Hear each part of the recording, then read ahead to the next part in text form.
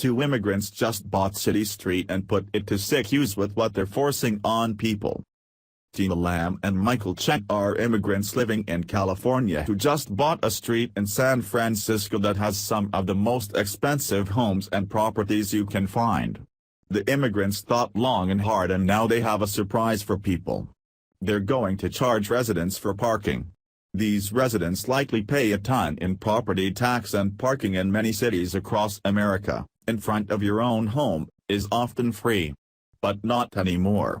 These residents are about to get blasted out of nowhere with the unwanted parking fee. The Chengs purchased Presidio Terrace in an online auction that started at $994. It was available through auction because the local homeowner association didn't pay the property tax for the street. The property tax was $14 per year, but the homeowners association skipped the bill for over 30 years. At the end of the auction, the couple spent over $90,000 to purchase Presidio Terrace. The original homeowners claimed the payments went to the wrong address, but the city didn't care. And, how can you pay something to the wrong address for over 30 years? That seems fairly neglectful if you ask me. 99% of property owners in San Francisco know what they need to do, and they pay their taxes on time, and they keep their mailing address up to date, spokeswoman Amanda Fried said.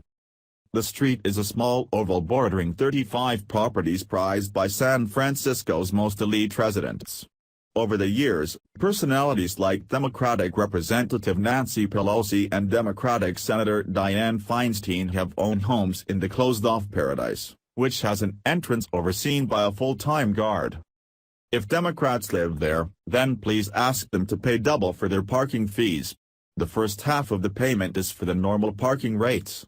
The second half is for their oversized brains filled with pixie dust and the left's inability to meme. Throw a few illogical ideologies in those big swollen brains and you now need a car that can fit said head. Hence, charge them double. Now we know that hilarious option isn't exactly a reality, but paying for parking is, and that's what these folks are about to get stuck with. Unhappy with learning about their new parking bills, the locals sued the Chengs on account of the buyers simply using the parking threats to incentivize people into buying the property back. The immigrant Chengs even approached the homeowners association to ask if they wanted to buy their street back, but it seems to have spiraled into the aforementioned lawsuit. The city responded that there was nothing they could do to reverse the sale of the street. The sale happened so long ago that it could not be changed at this point. The couple who bought the street was smart. They waited for about 2 years before smacking residents with the parking threat. After buying the street 2 years ago, the couple bided their time, consulting with property lawyers about the potential uses for the street. They only notified the homeowners that they'd bought the street in May when they approached the homeowners association asking if they'd be interested in purchasing the street back, the Sacramento Bee reported. The locals were not amused.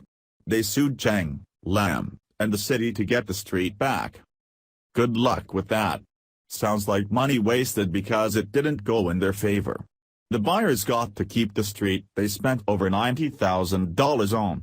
You have to wonder if the Chengs purposely waited this long because they knew by then it would be too late to reverse the sale. Or were they simply unsure of what to do with it? My biggest shock was learning that you can buy a street in San Francisco.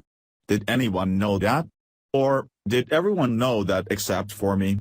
I don't usually see streets for sale on the East Coast, so this is as new to me as parking bills will be to the residents of Presidio Terrace. The city claimed there was nothing it could do at this point to reverse the sale since it happened so long ago. The couple plans to make a profit from the street by charging residents for parking, as it reportedly has 120 parking spaces. If the homeowners don't want to cooperate in purchasing them, Cheng and Lam hope people outside the community might be interested. I would be angry if two random people bought my street and started charging me to park where I've been parking for years. Darn right there would be a lawsuit and maybe a lot more.